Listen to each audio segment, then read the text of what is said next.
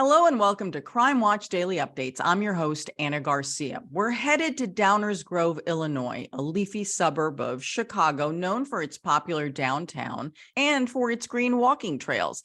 It's also the home of 22-year-old Cheyann Klus, a brunette beauty who vanished in 2017. Not long before her disappearance, Cheyann endured what no person her age should have to go through, the death of her mother. Soon after, Cheyann befriended a 38-year-old man named Brian Biddle, and the two reportedly liked to party together. Not long after Thanksgiving, Brian sent a car to pick up Cheyann and take her to a party. About 2 days later, she supposedly texted her good friend Chad, asking to get picked up, but he didn't read her messages in time because he was asleep. He called and texted her back, but then he never got a response. The DuPage County Sheriff's Office said that her family last saw Cheyann on November 27th of 2017, but investigators know that she was in the Chicago area on December 1st or December 2nd. Cheyann's friend, Brian, told investigators that he had no idea where she went. Then on December 11th, someone called 911 from her phone, but immediately then hung up. Detectives learned that the call pinged a cell tower about 18 miles away from Cheyann's home and about 20 miles from Brian's. Investigators and canines scoured the area for Cheyann, but no luck.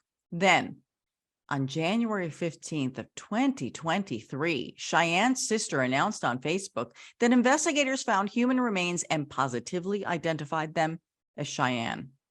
The family held a private memorial service in her honor and said that she was respectfully laid to rest.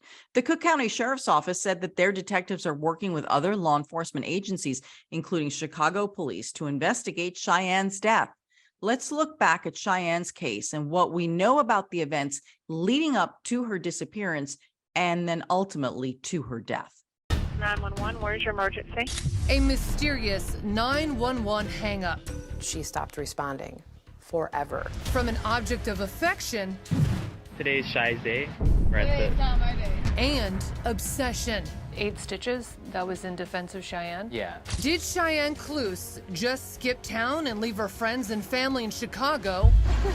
Or is something more sinister at play?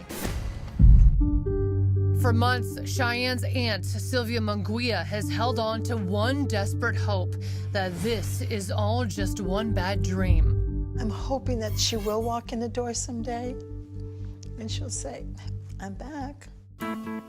Sylvia closes her eyes and still sees the life in her niece. She's very beautiful. Gorgeous. A 22-year-old girl who turned heads every time she walked into a room. Never seen anybody like her. Her face, it's iconic to me.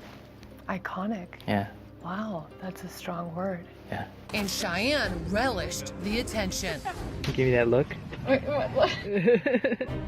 But the young girl who felt life was an open door would suddenly find it slammed shut. As Cheyann watches her mother die from a slow and painful liver failure. What was the conversation like with Cheyann during those times? At that time, Cheyann was very reserved because she was hurt. I mean, she knew she was losing her mother, and she was very sad. After her mom's death, Cheyann's Facebook posts, once a timeline of selfies and memes, become a catalog of unbelievable grief. A place where Cheyann pours out her heart to her departed mom. I'll love you forever, my reason for living. She was depressed and she was going through a lot of, tough things with the death of her mom. Her dog passed away around the same time. And those two were her pride and joys and love. But the pretty Cheyann found there were plenty of boys right there to catch her fall. Be careful, Shy. Babe. The other guys, I just felt like they were just there for, their own possible gains and stuff like that. Chad Chanapai says he and Cheyann were best friends, but he's stuck in the friend zone as boy after boy vies for the beautiful Cheyann's attention. I tried to be close eye, watch over her, keep her safe. I did my best. Safe, Chad says, from young men who would furiously try to catch Cheyann's eye. You got The 8 stitches, that was in defense of Cheyann? Yeah. One of Cheyenne's new friends is Brian Biddle. From what I understood, the person that she was seeing on occasion was Brian. Brian Biddle isn't exactly in Cheyenne's league in the looks department. And at the age of 38, Brian is almost 2 decades older than 22-year-old Cheyann. Chad doesn't like him on sight. I don't trust a lot of other guys, so I kept a close eye on him. But Brian Biddle loves to party, and that's just the distraction the grieving Cheyann craves. Everybody has their, demons. That's why it always worried me that she was out in these places with these people and, partying and stuff like that. Who knows what could happen.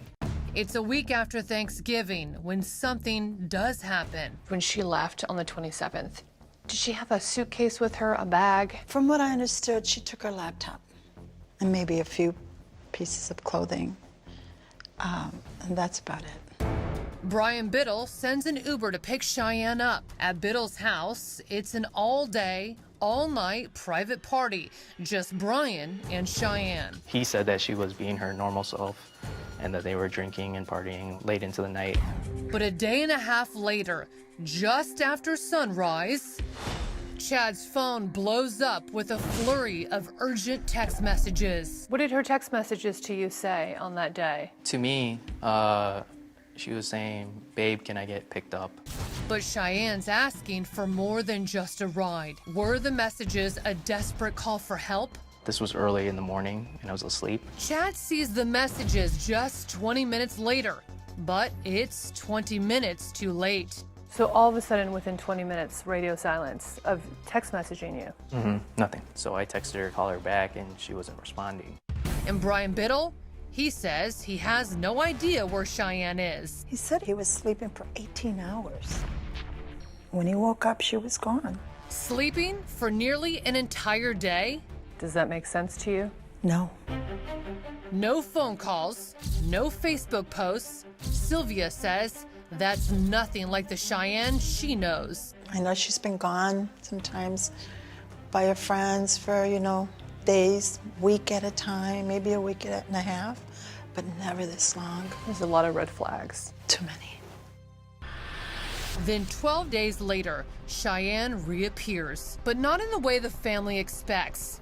And it only adds to their feelings of dread. 911, where's your emergency?